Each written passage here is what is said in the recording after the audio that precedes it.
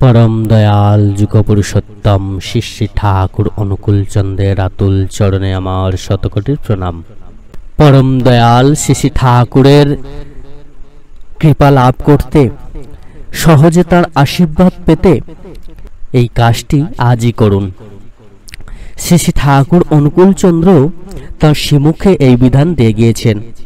এটি যদি আমরা করতে পারি তাহলে তার আশীর্বাদ প্রাপ্ত হয়ে আমরা সকল কাজে সফল হব। তার আশীর্বাদ পেলে আমরা বিশ্ব ব্রহ্মাণ্ড জয় করতে পারব। পরমপিতার আশীর্বাদ পাওয়া কি অতই সোজা?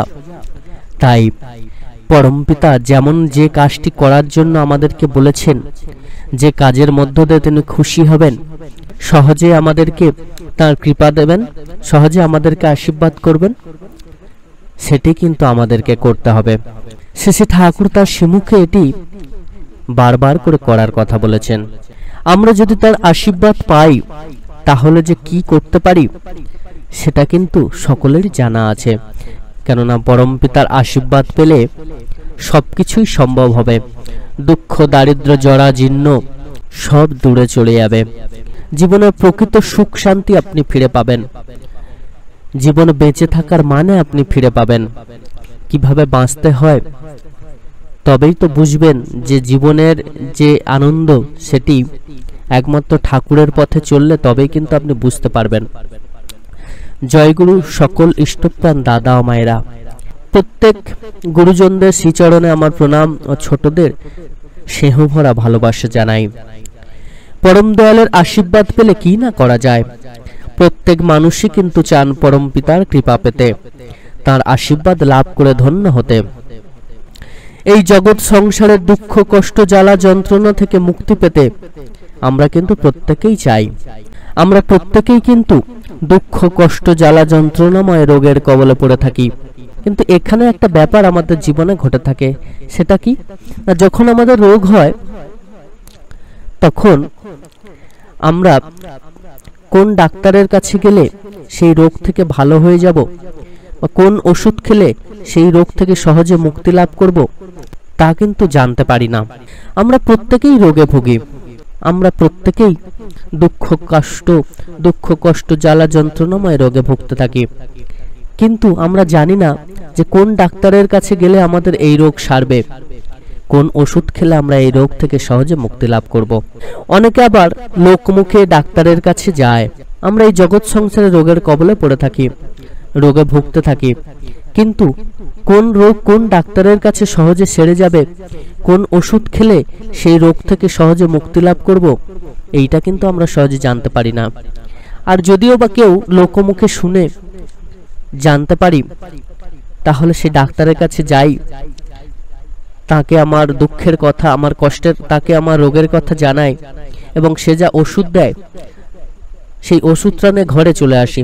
কিন্তু তারপরে যে সেটা খেতে হবে সেটা আমরা ভুলে যাই।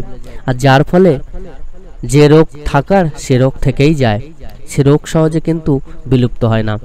জীবনের শেষ সময় পর্যন্ত সেই রোগেই আমরা ভুগতে থাকি।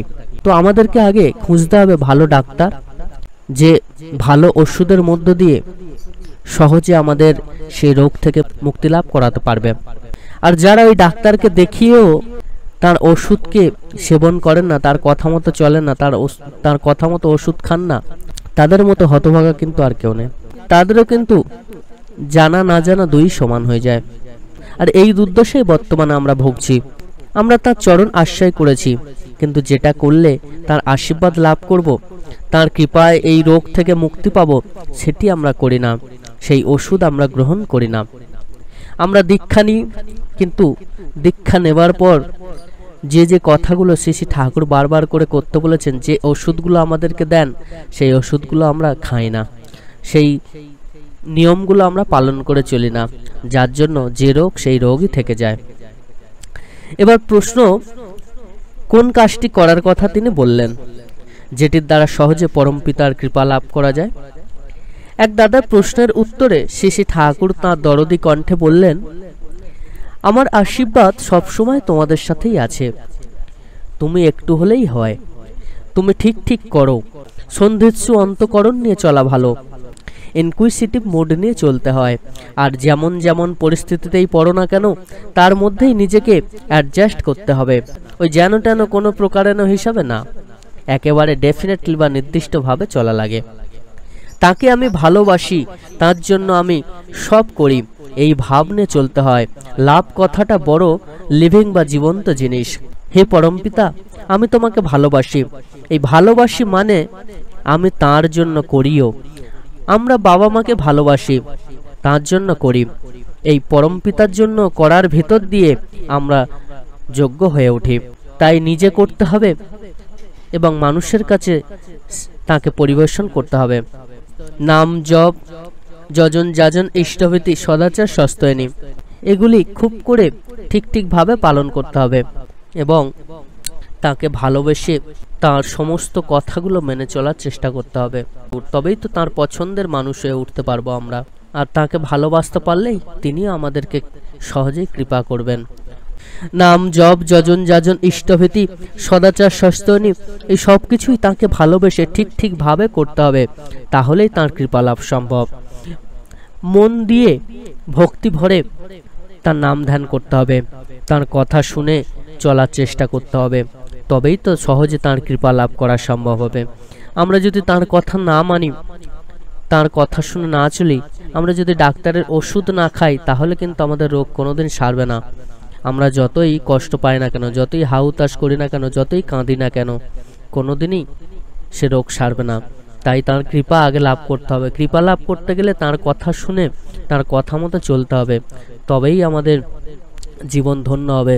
আর এছাড়া আর অন্য কোনো পথ নেই। জয়গুরু। সকল ইষ্টপ্রাণ দাদা ও মায়েরা অনেক অনেক ভালো থাকবেন। যারা এখনও পর্যন্ত আমাদের চ্যানেলটিকে সাবস্ক্রাইব করেননি, দয়া করে সাবস্ক্রাইব করে দেবেন এবং লাইক, শেয়ার ও কমেন্টস করে আমাদেরকে উৎসাহিত করবেন। পরমপিতা আপনাদের সকলের মঙ্গল করুন।